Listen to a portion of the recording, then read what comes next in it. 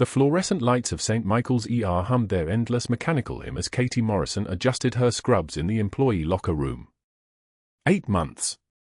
That's how long she'd been moving through these corridors, invisible as the ventilator tubes stacked on the supply shelf. Her fingers brushed across the inside of her jacket lining, a faded patch, threadbare at the edges, bearing a unit insignia that no longer existed in any official record. She pulled the jacket on carefully, the way someone handles something that might shatter. The patch stayed hidden. It always stayed hidden. The fluorescent light flickered once. Twice. Steadied.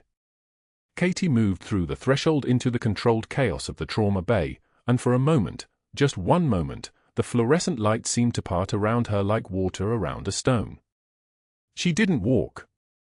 She flowed. Her movements carried the terrifying fluid precision of someone who had once held a field hospital together under enemy fire, and nobody here had the experience to recognize what they were watching. To them, she was just another ER nurse. Competent. Quiet. The kind of person you forgot about the moment she left the room. The morning admission came in at 6:36 a.m., a 67-year-old male with a collapsed vein from a failed peripheral line at an urgent care clinic. Dr. Marcus Harrison, the senior attending, was reviewing imaging when Katie arrived at Bay 3. The patient's arm was already swelling, bruised from collarbone to wrist, the edema rising like a tide. One of the newer residents, Dr. Chen, stood frozen, hands trembling slightly as she assessed the damage. Katie didn't hesitate. She didn't ask permission. She simply moved, gloved hand steady as surgical laser beams, selecting an 18-gauge needle with the kind of instinctive precision that came from practice nobody here could fathom. The insertion site? Saphenous vein, mid-thigh, a technical difficulty that made Dr. Chen's eyes widen. Katie's needle found the target in a single fluid motion. Blood flashback. Draw. Secure.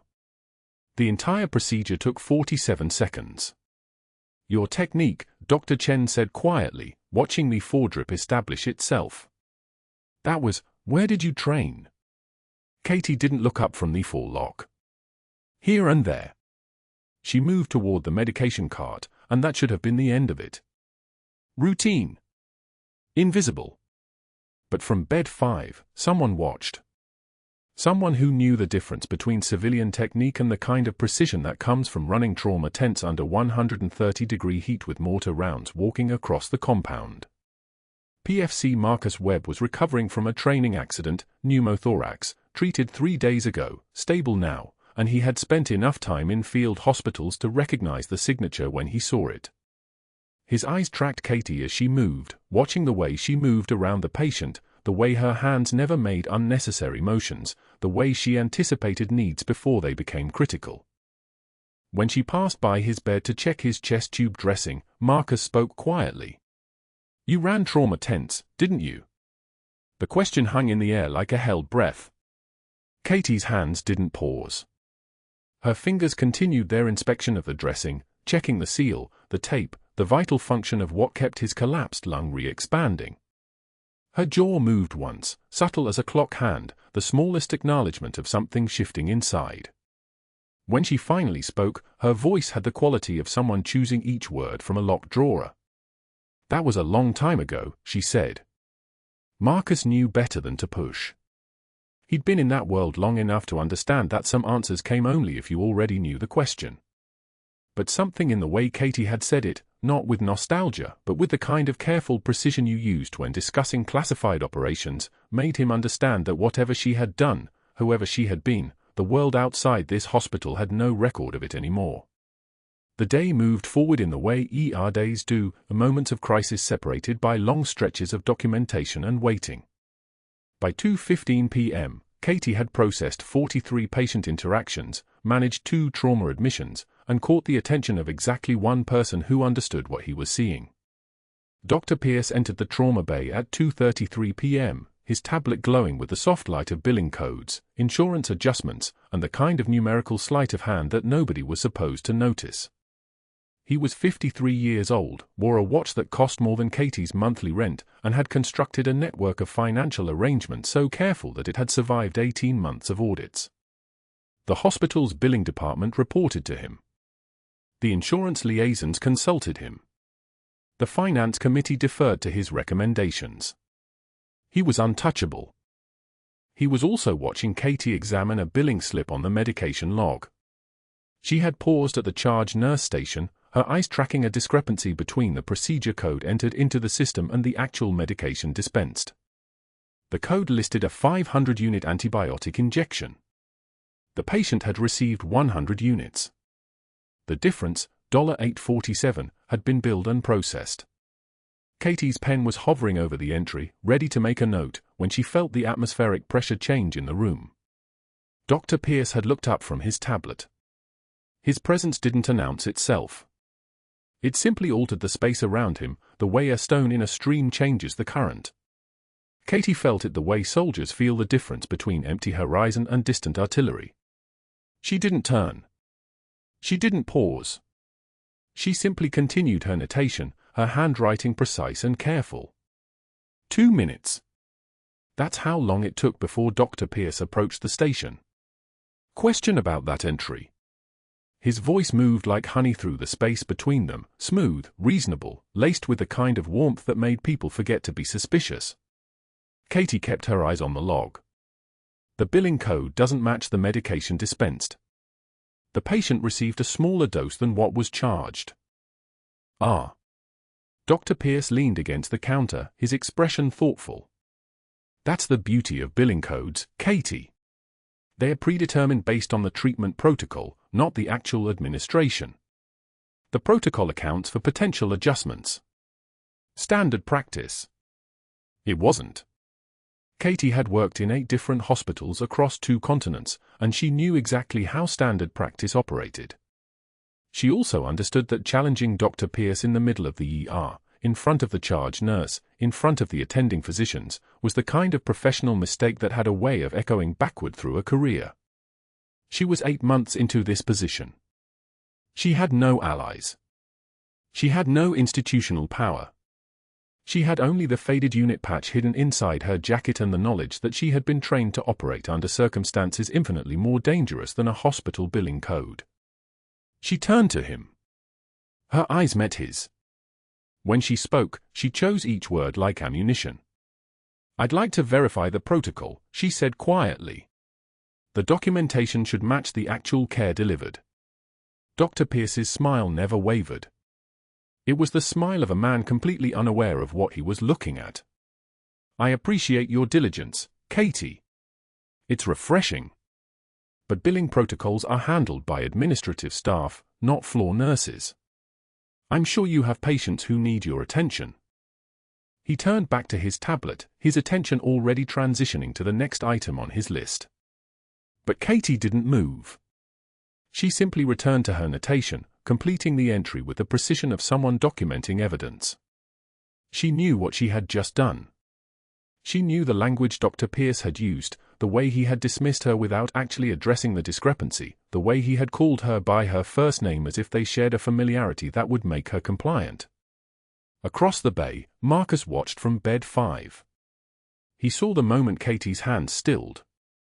He saw her take one measured breath, the kind of breath soldiers take when they're choosing not to do something. He saw her jaw tighten, just barely. And then she released it, consciously, deliberately, the way someone releases the trigger of a weapon when the target hasn't yet presented itself. She walked toward the medication storage. Her hands moved with practiced efficiency, restocking syringes, checking inventory, performing the 100 small tasks that made up an invisible nurse's day. But as she moved past the rows of sterile instruments, her fingers brushed the inside of her jacket, feeling the outline of the faded patch that had been sewn into the lining with military precision. The unit designation. The date. The place that no longer existed in any official record. Kandahar, 2015. Task Force Operational Designation Angel 6.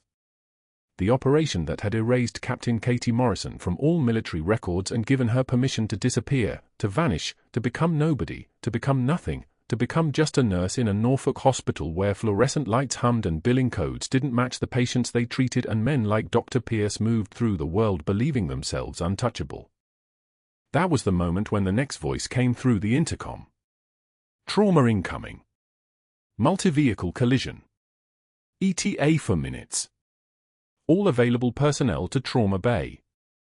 But that wasn't the worst part. The Martinez family stood at the bedside while Katie explained the post-op wound care protocol, her voice steady and measured as she walked them through the dressing changes, the signs of infection to watch for, the timeline for suture removal. Mrs. Martinez nodded, writing down times. Her husband leaned in, asking about activity restrictions. Katie answered with the precision of someone who had explained these things 1,000 times before, each word deliberate, each instruction clear. The teenager in the bed, their son Miguel, watched her with the kind of trust that only comes from someone who knows you saved their life. Dr. Pierce's shadow fell across the bed before his voice did. Mrs. Martinez, I need to interrupt here. He positioned himself between Katie and the family, his tone pitched high enough for the nurses at the station to hear. I need to verify these instructions because Nurse Morrison's supposed credentials have raised some concerns with administration. We can't have unqualified staff providing medical advice to our patients. The room contracted. Katie felt the words like a physical blow, but her hands didn't shake. Her jaw tightened, that was all. Just a clench. Just the muscles beneath her chin doing what they'd been trained to do in rooms where much worse things were said. One measured breath. The oxygen moved through her lungs with the same mechanical precision she'd learned to maintain when rounds of 7.62mm ammunition were passing close enough to taste copper. A single tear escaped her left eye. She didn't wipe it immediately. She let it sit there for half a second, burning against her cheek, while she held Dr. Pierce's gaze across the bed. Then her hand moved, not trembling, not urgent, and brushed it away with the back of her knuckle without breaking eye contact with him. Her voice came out quiet enough that only the people closest to her could hear it, which made it somehow louder. I do my job the right way, which apparently makes me the problem here. The Martinez family exchanged glances the way people do when they've just watched something they don't understand unfold. Mrs. Martinez's pen hovered over her notebook. Dr. Pierce's jaw tightened, not for the same reasons Katie's had, but because he hadn't gotten the reaction he wanted. He'd been reaching for something to break, and she'd remained intact. That was the moment he decided she had to go. The disciplinary notice appeared on the unit board 2 days later, typed in administrative font, signed with Dr. Pierce's title in a font meant to look official. Insubordination. A request for proper sterilization protocols, something Katie had submitted in triplicate after discovering that 3 of his procedures in the previous month had used inadequate preparation times that violated Joint Commission standards. Not a question. Not a suggestion. A documented safety violation. But the write-up didn't mention the sterilization protocols. The write-up mentioned her refusal to accept physician direction and her inappropriate questioning of established procedure. He called her over while 3 residents stood witnessing, their eyes flickering between him and her with the kind of discomfort that comes from watching someone being dismantled in public. Clipboard Katie, he said, his voice carrying the kind of mock-friendly tone that made the name sound like a weapon. You keep filling out these forms, checking these boxes, like you think you're running the show. That's not how this works. He gestured at the notice. That's what happens when people don't understand their place. One of the residents actually looked down at his shoes. Katie stood there in her scrubs, her badge clipped to the pocket over her heart, and she didn't answer. She didn't defend herself. She didn't explain that the sterilization protocols existed for a reason, because of infections, because of sepsis, because of the difference between probably fine and definitely safe. She simply took the notice, filed it mentally with the other humiliations that had come before it, and walked to the records office where she submitted the sterilization request in triplicate anyway, using the exact chain of command that hospital policy required. Clipboard Katie. The name would stick. But that wasn't the worst part. The break room was the kind of place designed for people to forget the things they'd seen. Beige walls. A refrigerator that smelled like every meal ever abandoned. A microwave that hummed like it was dying slowly. A table where the nursing staff gathered during their 30-minute breaks to sit in the kind of silence that only comes from shared exhaustion. On a Tuesday at 2:17 p.m., Katie sat down with her lunch, turkey sandwich, apple, water bottle she'd brought from home. Her locker had a photo of her team in Kandahar taped inside, most of them now gone, all of them erased from history just like her. 5 seasoned nurses came in. She recognized them all: Rebecca, who'd been here 14 years, Amelia, who could start and 4 in the dark, Patricia, who'd trained half the unit. They'd been cordial before. Professional. The kind of people who said good morning and covered shifts when someone called in sick. They gathered their lunches from the refrigerator. They looked at the table. They looked at each other. And without a word, without a single syllable of explanation, they turned and left. Rebecca's Tupperware container made a soft clicking sound as she gripped it tighter. Patricia kept her eyes forward. Amelia's shoulders tensed like she felt Katie's presence like heat. The silence that followed was the kind that had weight. The kind that pressed against your eardrums. Only the combat medic stayed. The young paratrooper recovering from the training accident in Base 6, the one who'd been mobile enough to wander to the break room, who sat down across from her with the kind of clarity that only comes from people who've seen real things. His eyes studied her hands as she ate her sandwich mechanically, each bite the same as the last. He watched her for a solid minute without speaking, the way soldiers do when they're reading something they're not supposed to be able to read. "You ran trauma tents, didn't you?" His voice was barely above a whisper. Katie didn't answer. She set her sandwich down. She looked at her hands, the calluses that never quite went away, the muscle memory that lived in her forearms, the evidence of things carved into her palms in ways that only other people who'd held lives together could recognize. She took a drink of water. She didn't cry. She didn't confirm. She simply existed in that moment, a woman eating a sandwich in a break room that had become hostile territory, wearing scrubs that said she was just a nurse, wearing silence like armor. The medic nodded slowly, stood up, and left. In his office 4 floors above the break room, Dr. Pierce made phone calls. His door was closed, but his voice carried that particular timbre of someone making deals. He called a board member, someone who'd attended his medical school mentor's country club, and planted seeds about liability concerns. He called a hospital investigator he'd used before, a man with a talent for finding violations in places where violations hadn't existed before he looked. He called another physician, someone who owed him a favor from a conference in Scottsdale, and asked if he could document erratic behavior if it occurred. He was building a network, a careful infrastructure of people who depended on his goodwill, creating the conditions under which a single woman in scrubs questioning his billing codes and his safety protocols would become not a whistleblower, but a problem that needed solving. 3 hours later, the emergency alarms came. The sirens began low and built into something that made the fluorescent light seem to vibrate. Dispatch came over the intercom with the kind of urgency that meant multiple casualties, a vehicle collision on Route 58, a sedan versus a military transport truck carrying personnel from the nearby paratrooper training facility. Gurneys rattled out of storage. The trauma bays activated. Katie moved through the controlled chaos with a kind of fluid precision that looked like second nature because it was, her hands knew where to go, her eyes read a room with the kind of tactical assessment that came from trauma tents in places the Pentagon didn't want to acknowledge. The civilian casualties came first. A teenager with a tension pneumothorax, his right lung collapsed, the pressure building in his chest cavity, his oxygen saturation dropping toward dangerous territory. Katie moved with the kind of calm that comes from having already survived the worst. Needle decompression at the second intercostal space, mid-clavicular line. The hiss of air escaping. The oxygen monitor climbing, 75, 82, 88, stabilizing. His vitals steadied before the stretcher even reached the trauma bay. Then the military transport victims arrived. 3 paratroopers from the 82nd Airborne, some bruised, one with a fractured tibia but stable. Standard care. Standard protocols.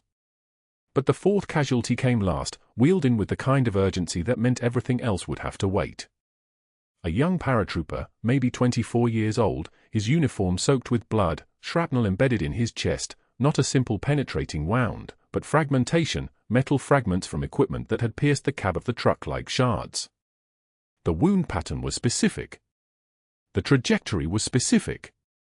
The way the shrapnel had scattered was specific to blast radius fragmentation, the kind Katie had seen in field tents in Kandahar province, the kind that meant internal injury beyond what the eye could see. She froze for half a second. Just half a second. Just the time it took for a memory to surface, a young soldier named Martinez who'd taken shrapnel in almost the same place, almost the same way, and how they'd opened his chest right there in the tent because the clock was running and transport was 3 hours away. How his heart was still beating when they'd gotten the shrapnel out, how they'd managed to get him stable enough to move, how he'd made it home to his family. Dr. Pierce took lead position immediately, asserting control with the kind of voice that filled rooms. Bay 4, let's move. Standard penetrating trauma protocol. Get him to imaging first, then OR if it's surgical. Katie stepped forward. Her voice came out quiet, but it carried the weight of precision. That's not standard penetrating trauma. Look at the fragmentation pattern. That's blast radius shrapnel. We need to go straight to the OR. Tension pneumothorax with possible cardiac tamponade. Imaging costs us time we don't have. Dr. Pierce's eyes narrowed. We're not in a war zone, clipboard Katie. Follow hospital protocol or step back. The young paratrooper's monitor began its descent. Blood pressure dropping, 95, 88, 76. Oxygen saturation, 88, 85, 80. The alarms began their chorus. The room filled with the kind of urgency that leaves no room for hesitation. Dr. Pierce barked orders, transport to imaging, call the OR, get anesthesia on standby, but Katie was already watching the monitor, reading the numbers, watching the clock. At this blood loss rate, they had maybe 4 minutes. The sirens arrived first, piercing through the afternoon like a blade. 1, 2, 3 ambulances screaming into the bay at St. Michael's, their arrival setting off a cascade of motion that transformed the quiet ER into something resembling a war zone. Gurneys crashed through the double doors with the weight of the injured, a multi-vehicle collision on Interstate 64, the dispatcher's voice crackling through overhead speakers with the clinical precision of someone reporting a catastrophe in real time. 53-year-old male, crushing injuries to lower extremities. 28-year-old female, head trauma, unresponsive. 24-year-old paratrooper, blast fragmentation wounds to thorax, pressure dropping, ETA 2 minutes. Katie stood at the central nurse's station, watching the controlled panic unfold around her like a film she'd already seen in a theater on another continent. Around her, the ER staff moved in jagged patterns, running, calling out vitals, shouting for supplies. Their movements were urgent but imprecise, the kind of adrenaline-fueled choreography that worked well enough in textbook scenarios but fell apart when the human body reminded you exactly how fragile it was. She observed the chaos the way a conductor observes an orchestra still learning its rhythm. Her breathing stayed even. Her hand stayed still. There was no trembling, no spike in her pulse. This was the job. This was what she'd trained for. This was what she'd never actually stopped training for, not really. Dr. Pierce emerged from his office, already moving toward the trauma bays with his phone pressed to his ear, his voice layered with the artificial authority of a man accustomed to people listening. He was competent enough in the standard emergencies, the appendicitis, the overdoses, the straightforward bleeds. Katie had watched him work for 8 months now, calibrating his skill level against what she knew from her other life, the life that didn't exist in any official record. He was adequate. He was not prepared for what was coming. The paratrooper's ambulance shrieked into the bay, and Katie moved toward the trauma bay entrance without being summoned. Movement toward crisis was muscle memory so old it predated conscious thought. The paramedics wheeled him in fast, a young male, maybe late 20s, his chest a geography of trauma. Blast fragmentation wounds, multiple penetrating injuries, shrapnel embedded in his sternum and left thorax like the hospital had become a surgical museum of violence. His blood pressure was already dropping, the numbers falling in real time, oxygen saturation plummeting. 92. 85. 78. The monitor told the story that everyone in the room could read. This patient was crashing, and he was doing it on a timeline they didn't control. "Contact the OR," Dr. Pierce ordered, his voice taking on that urgent surgical cadence. "Get anesthesia down here now. We need to move." The paratrooper coded before they reached the elevator doors. No warning, no gradual decline, just a sudden flat line, the monitor's alarm tone cutting through the hallway like an accusation. His heart had simply stopped, the mathematics of blood loss and trauma reaching their inevitable conclusion. CPR began immediately, rhythmic compressions that looked effective to the untrained eye and meant almost nothing to anyone who understood physiology at this level. Compressions wouldn't restore a perfusing rhythm if the heart itself had stopped because there was no longer enough blood in the system to circulate. They were pushing on an empty container. Katie stood at the edge of the action, taking in the details with the kind of comprehensive assessment that took exactly 3 seconds. Entry wounds anterior and lateral. Blood loss already catastrophic. Pneumothorax on the left side, maybe bilateral. No time for the OR. No time for any of the protocols that peacetime hospitals built their procedures around. No time for protocols designed for patients who still had blood in their bodies. She moved into the trauma bay and grabbed a scalpel from the crash cart without hesitation or explanation. The blade was sterile, sharp enough to part skin and muscle and bone with minimal resistance. The kind of tool that belonged in operating rooms, not hallways, except operating rooms were for patients who had time. This one didn't. "He needs a field thoracotomy now or he dies," Katie said. Not a question. Not a request. A statement of medical fact delivered with the kind of certainty that cut through the noise. Dr. Pierce's face turned white. Then red. "You are not authorized for that procedure in this hospital. Stand down." That is a direct order. Katie was already moving. She didn't stand down. She didn't acknowledge the order. She made the incision, a clean line through the left chest wall in the 5th intercostal space, her blade following an anatomy that had been beaten into her muscle memory through 2 decades of training and 4 years of actual practice. The skin parted. The ribs came into view, and she made the decision that separates combat medicine from hospital medicine, speed over perfection. She cracked the ribs back with a direct force that would have violated every surgical principle taught in an American medical school. No retractors. No careful spreading. Just the lateral leverage that opened a cavity with brutal efficiency. The blood came, spilling out into the field where it had been pooling inside the thoracic cavity, compressing the heart, suffocating the lungs. She didn't hesitate. Her left hand went into the opening, following anatomy as familiar as her own pulse. Her fingers found the left atrium, the ventricle, the aorta ascending upward like a roadmap to survival. Manual cardiac massage. Right there in the hallway while Dr. Pierce stared at her with an expression that cycled between shock and something that might have been outrage. Katie's right hand worked the wound, finding the bleeding intercostal vessels, identifying the source of the hemorrhage like she was reading text on a page. Her hands moved the way a concert pianist's hands move across keys, separate from conscious thought, responsive to something deeper. Muscle memory. Battlefield training. The kind of repetition that had been carved into her neural pathways across 16 operations in Kandahar province. The paratrooper's pressure climbed. 60. 70. 80. The monitor's rhythm changed from the flatline scream to something approaching order.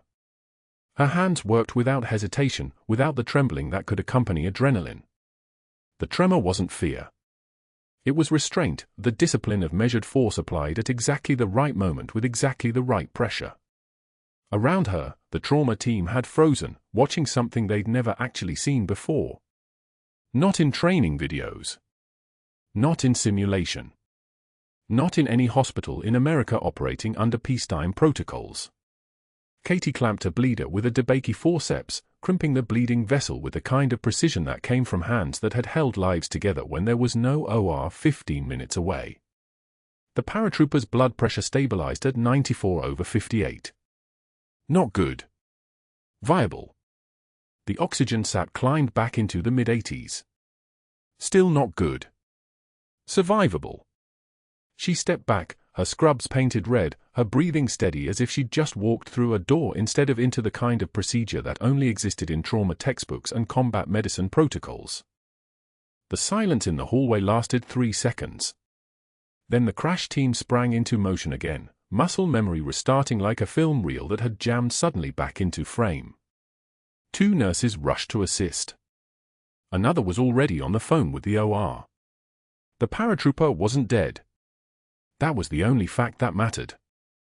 Dr. Pierce stared at her, his face a color that suggested he was computing something his professional experience couldn't process. He pulled out his phone as he turned away, his jaw working like he was tasting something bitter. Katie watched him walk toward the corner of the hallway, his voice dropping into that urgent whisper that preceded phone calls that would shape the rest of her life. She couldn't hear the words, but she knew the pattern. She'd been waiting for this pattern for 8 months. A young man in a wheelchair watched from the side corridor, the combat medic she'd met weeks earlier, the one who'd asked if she'd run trauma tents. His eyes held something like recognition, something like understanding. He nodded once. Just once. Then looked away. Katie pulled off her gloves, the latex snapping against her wrists with a sound like gunfire echoing in a confined space. She walked toward the bathroom to rinse the blood from her hands, her gait steady, her breathing controlled. Behind her, Dr. Pierce's phone call continued in that low, urgent tone. She could hear fragments now. Board members. Reckless cowboy medicine. Insubordination. Unauthorized procedures. The words accumulated like evidence. Which they were. All of it was evidence of exactly who she was, and exactly what she'd just proved. She had 4 hours, maybe 5.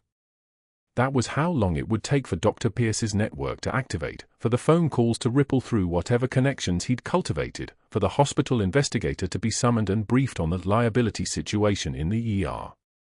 She washed the red water from her hands, watching it swirl down the drain, thinking about the paratrooper's heart resuming rhythm beneath her fingers, thinking about the combat medic's knowing stare, thinking about the faded unit patch still sewn inside her jacket lining, the one piece of evidence she'd kept that proved she'd been something other than a nurse. Dr. Pierce was already in motion, but so was she. The real crisis was just beginning. His phone was already in his hand before she finished closing the patient's chest. Dr. Pierce stood at the nurse's station, jaw clenched, watching security wheel Katie toward the administrative hallway like she was contaminated cargo. The fluorescent lights cast everything in sickly white, her silhouette retreating, the gleam of his phone screen, the satisfied expression spreading across his face like oil on water. 3 calls. That was all it took to activate the machinery he'd spent 8 months building. The first call went to Richard Bancroft, chief of the hospital board, at 4:36 p.m. Pierce's voice was steady, concerned, the tone of a senior physician protecting institutional integrity. Richard, we have a serious problem. The ER nurse, Morrison, she just performed an unauthorized thoracotomy in the main corridor without attending physician approval. Reckless cowboy medicine. I'm concerned about our liability exposure and patient safety protocols. The words fell like dominoes. Bancroft's response was predictable: get documentation. We'll convene an emergency board meeting. Done. The second call went to Katie's references, the nursing director at Bethesda Naval Hospital where her fabricated employment history supposedly ended. Pierce had been thorough in constructing her civilian identity, which meant he knew exactly which buttons to push. This is Dr. Henry Pierce, St. Michael's Medical Center in Norfolk. We're conducting an employment verification on a former Navy nurse named Katie Morrison. We're seeing some concerning behavioral patterns here. Pattern of insubordination, possible instability. Can you speak to her mental health history? The director, who had never heard of Katie Morrison until that moment, heard the implication. Pierce didn't need confirmation. He needed the seed planted. Seeds grew. The third call was to Gerald Matthias, a hospital investigator Pierce had used before. Matthias was the kind of professional who asked no questions and submitted reports that always supported the paying client's narrative. I need a protocol violation investigation completed within 3 hours. Subject is the new ER nurse. I'm providing pre-incident documentation of her history of insubordination, and I need you to verify that her unauthorized procedure violates 7 specific patient safety codes. Can you have that ready by 7 p.m.? Matthias didn't ask what those codes were. He'd already started typing. Katie sat in the administrative office on the 14th floor at 5:15 p.m. The office was all walnut veneer and motivational posters about teamwork and excellence, the kind of room designed to make bad news sound inevitable. Across from her sat Susan Chen from Human Resources and Thomas Blackwell, the hospital's counsel. Thomas was the one who spoke first. Ms. Morrison, we've completed a preliminary investigation into your conduct during today's emergency. The findings are concerning. He slid a folder across the desk. Inside was a report, thick, official, stamped with Matthias's signature. Katie didn't open it. She already knew what it said. You performed a surgical procedure without authorization. You violated sterile field protocols. You bypassed the chain of command during a critical moment. These are serious violations of hospital policy and patient safety standards. Susan Chen's voice was softer, which somehow made it worse. Given your recent disciplinary history, the insubordination regarding sterilization protocols, the incident with Dr. Pierce and the Martinez family, we've made the decision to terminate your employment effective immediately. This is a termination for cause, which affects your severance and professional references. Katie's hands remained flat on the desk. Her breathing stayed level. She did not ask them to reconsider. She did not defend herself.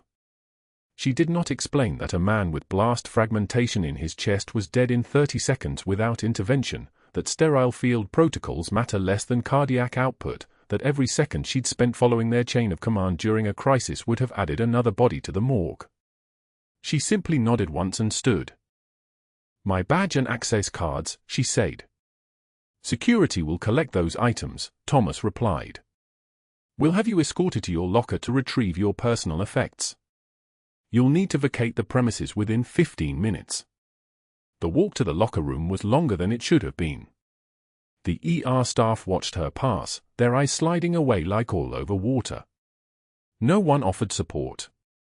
No one asked questions. Dr. Pierce stood at the nurse's station with his arms crossed, watching her with the satisfied expression of a man who'd just removed a problem he'd manufactured 6 months earlier. Security, 2 officers she'd never seen before, followed her to her locker. They didn't touch her things, but their presence was weight. The locker contained almost nothing. Katie had learned long ago to travel light, to keep her life portable, to never accumulate the kind of anchors that made disappearing harder. She pulled out the cracked mug. World's okayest nurse printed in chipped lettering. A gift from the combat medic, Marcus, weeks ago. She'd laughed at it then. The joke felt different now. The dying succulent came next, another gift, from the trauma resident who'd noticed Katie never complained. It had been a living thing once. Now its leaves curled inward like hands holding secrets. At the bottom of the locker, beneath her spare scrubs and her locked work shoes, was the photo. Kandahar, 2015. 8 soldiers and a captain in desert camouflage, standing in front of a makeshift field hospital tent. 5 of their faces had been erased. 2 had been buried in Arlington. The other 2 had simply vanished from official records along with the operation that killed them. The one still visible stared at the camera with the flat, exhausted eyes of people who'd seen the worst the world could offer and were still standing. Katie placed the photo carefully in a cardboard box the security officer offered her. Mug on top. Succulent on top of that. Everything she owned that mattered. The rain started as she walked out through the emergency bay doors. Not the casual drizzle of an April evening, hard, driving rain that hammered against the concrete like hostile fire, like judgment, like the sky itself was finally telling her what she'd always known. She couldn't hide forever. The price of invisibility was loneliness, and loneliness was a slow death. The bus stop bench was metal and wet. She sat with the cardboard box on her lap, rain soaking through her scrubs, water running down her face in rivulets that mixed with something else she couldn't quite control. The photo inside the box was bleeding. The ink wasn't waterproof. The faces were dissolving into abstractions, into ghosts, into the erased history she'd been ordered to forget. A man stopped in front of her. Mid-50s, Afghan features, surgical scar along his left cheek. Katie didn't look up, but she felt his presence the way she felt all presences now, threat assessment, automatic. He was staring at her face like it was a puzzle piece he'd been missing. Hazara, he said quietly. Not her name. The name of the unit. He spoke in Pashto, his voice barely audible over the rain. Kandahar. You held the hospital when they came through the wire at 3 in the morning. You have the same scar.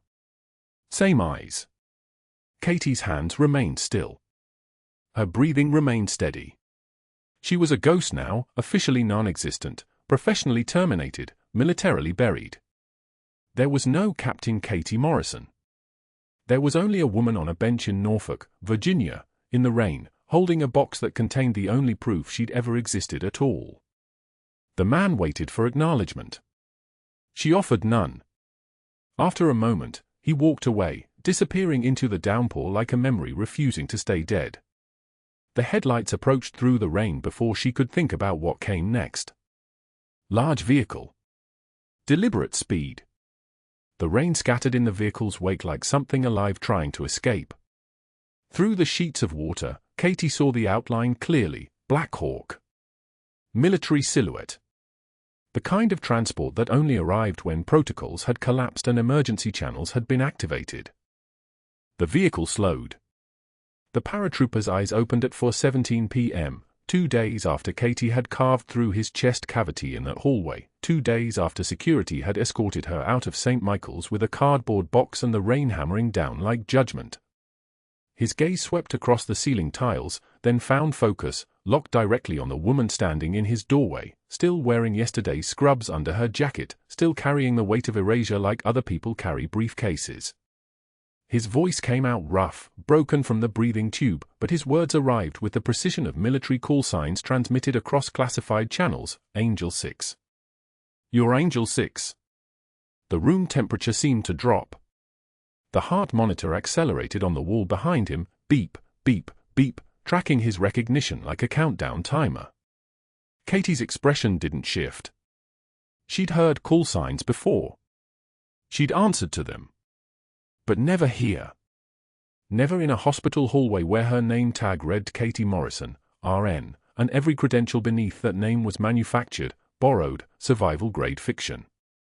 A Marine colonel visiting from the nearby naval station Norfolk heard those 2 words, and something in his chest shifted like tectonic plates. He pulled out his tablet, fingers moving across the screen with the deliberate rhythm of a man accessing something he wasn't supposed to access but absolutely could.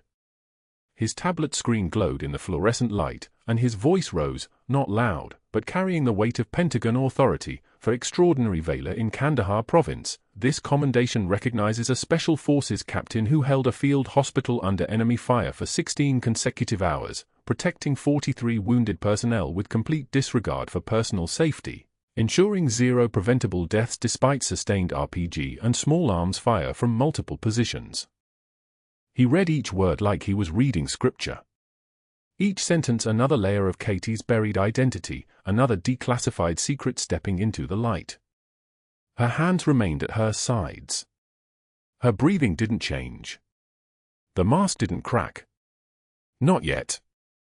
Dr. Pierce burst through the doorway then, his voice rising like a siren. Unauthorized personnel, this is a secure, but he stopped. The words evaporated. Because standing beside the Marine colonel was a 2-star general, 48 hours of Pentagon phone calls had reached their destination, and the general had decided Katie's story was worth leaving Joint Base Norfolk for. The general stepped forward with a kind of posture that made the air pressure change, and he saluted, fist to chest, the sound like a gunshot in the sudden silence. His eyes moved to the shadow box on the wall, to the decorations Katie was finally authorized to wear, the silver star, the bronze star, the purple heart with 2 oak leaf clusters, the Navy Commendation Medal, all waiting in that box like ghosts waiting for permission to become real again. Captain Morrison, the general said, and those two words contained entire wars, entire operations that would remain classified for decades, entire field hospitals where the difference between living and dying had depended on a woman who'd learned to steady her hands with nothing but prayer and practice. Welcome home. But that wasn't the worst part for Pierce. At 6:43 p.m., hospital security received an alert from the IT department. Video footage was spreading across every major medical ethics board, every physician forum, every social media platform where credentials meant something. The footage originated from St. Michael's internal security system, hospital-grade cameras that captured everything. It showed Dr. Pierce in the Martinez family room 3 weeks earlier, his face twisted with contempt as he addressed Katie in front of a bleeding-out patient's parents. Let's not pretend credentials matter here. This one reads protocols. That's all. His voice in the video carried the kind of cruelty that lives in boarding schools and country clubs, the casual dismissal of someone who'd learned to weaponize institutional power. The video had been tagged to Dr. Raymond Kellerman, Pierce's medical school mentor, a legendary physician whose name appeared in cardiology textbooks and whose reputation couldn't be bought or intimidated. Kellerman's public letter arrived within 2 hours. It read like a eulogy for a career that was about to die. I am ashamed to have trained Dr. Pierce. His actions represent everything wrong with modern medicine, the dismissal of expertise that doesn't match his hierarchy, the contempt for nurses who ask questions, the transformation of medicine into a profit machine.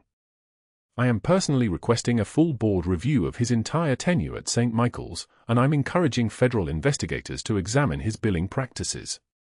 Kellerman's signature carried weight measured in decades of respect, in lives saved across 4 continents, in the kind of legacy that couldn't be manufactured or counterfeited. The board review launched at 9:15 p.m.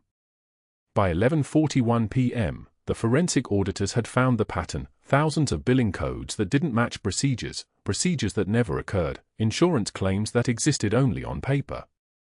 Pierce's carefully constructed network of kickbacks began to unravel like a sweater with a single thread pulled. Board members who'd supported him yesterday suddenly couldn't remember his name. The investigator he'd paid to fabricate findings against Katie broke under the first hour of questioning, his career evaporating as quickly as morning fog. References he'd intimidated came forward. The hospital operator connected 14 different federal investigators to Pierce's personal phone line, and with each call, another layer of his authority disappeared. By midnight, his medical license suspension notice arrived. Criminal investigation was authorized.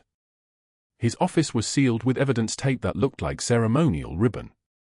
6 months later, the rain in Norfolk had stopped, and the light through St. Michael's ER windows looked almost forgiving. Katie Morrison walked through those doors wearing a white coat and a name tag that read Dr. Katie Morrison, head of emergency medicine. The hospital had fast-tracked her credentials, had rebuilt an entire department around her protocols, had finally decided that integrity mattered more than liability. She moved through the corridors with the kind of presence that made residents step back and listen, her voice dropping an octave with each order she gave, her hands moving with the fluid precision of someone who'd learned to save lives when lives were the only currency that meant anything. Her office windows overlooked the parking lot. Through the glass, she watched a figure loading cardboard boxes into a medical supply van. Dr. Pierce. His medical license suspended, his network demolished, his career transformed into a delivery route. He glanced upward, caught her watching, and looked away. His shoulders sagged like a marionette with cut strings. Katie turned from the window and approached her bulletin board. The faded unit patch, finally freed from her jacket lining, went up beside a photograph of her Kandahar team. Faces that had been erased from history, deleted from databases, removed from official records, were now mounted where anyone could see them. No longer hidden. No longer erased.